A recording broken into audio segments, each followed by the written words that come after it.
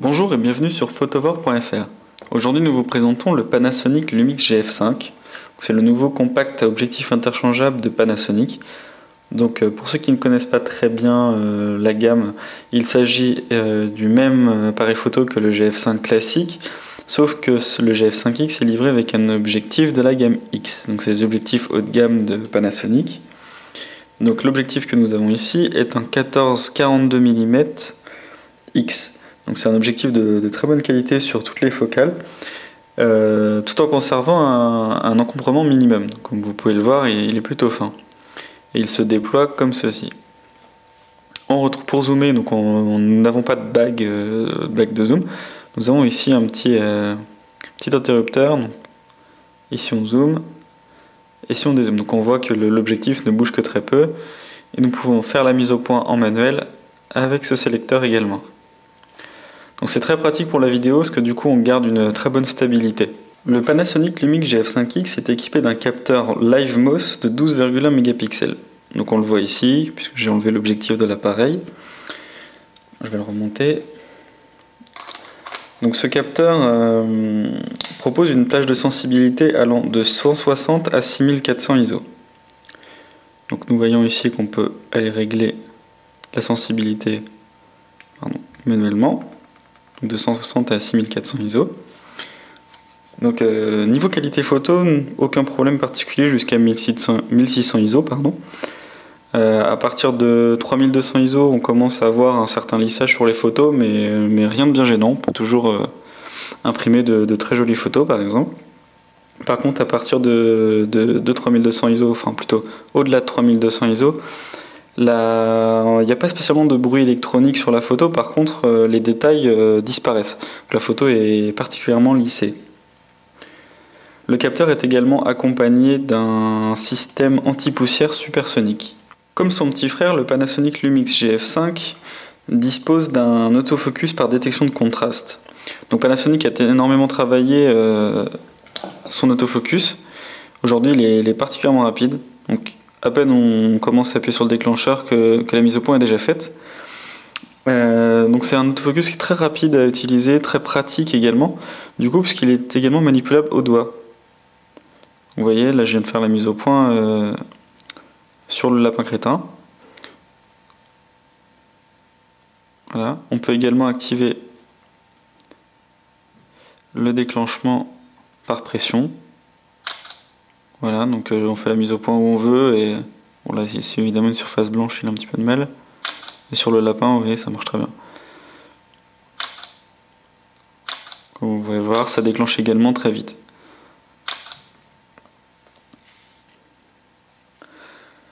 Donc on retrouve également la détection des visages, ainsi qu'un mode de reconnaissance des visages sur lequel nous reviendrons un petit peu plus tard dans cette vidéo. Et bien entendu, on retrouve le suivi du sujet. Donc, le suivi du sujet, il faut que je désactive le déclenchement. Voilà, je fais la mise au point sur le lapin. Et si je déplace, vous pouvez voir que le focus est conservé sur le lapin. Voici. Donc, si je le place en haut à gauche, voilà.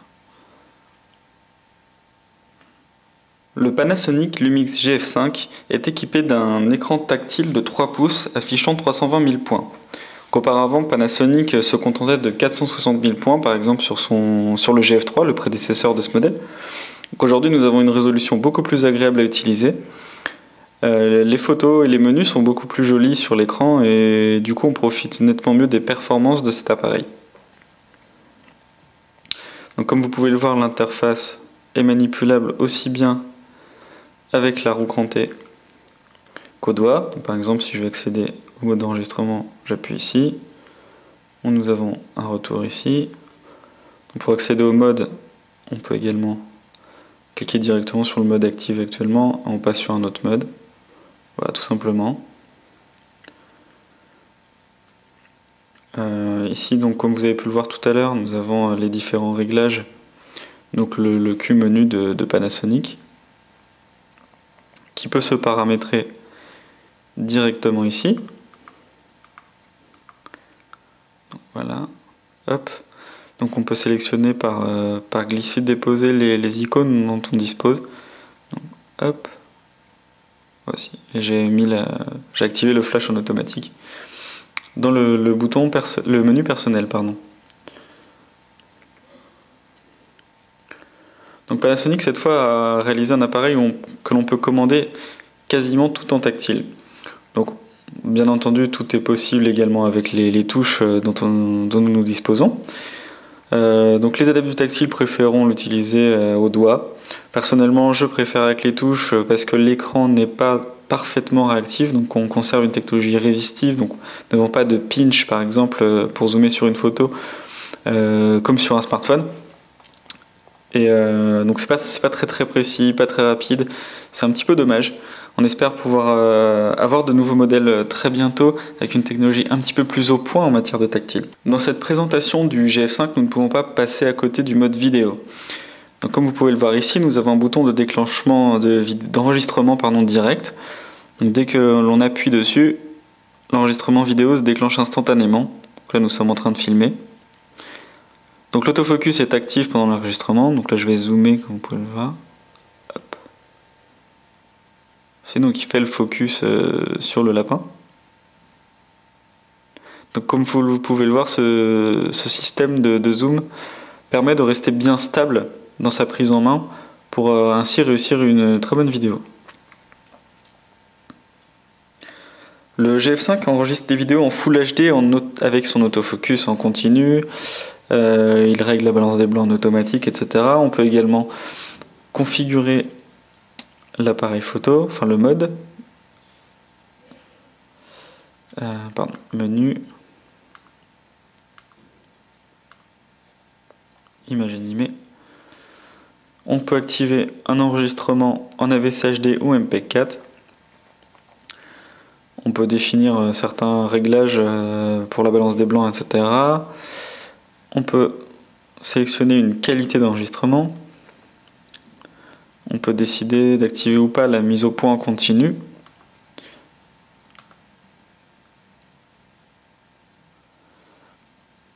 Et nous avons également quelques autres réglages pour le vent ou le micro, etc.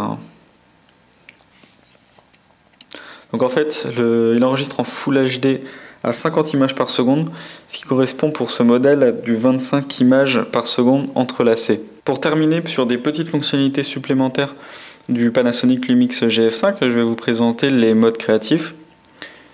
Donc voici, nous avons une interface qui propose différents modes créatifs, dont on peut voir un aperçu ici, ainsi que des images de présentation sur la droite. Donc on retrouve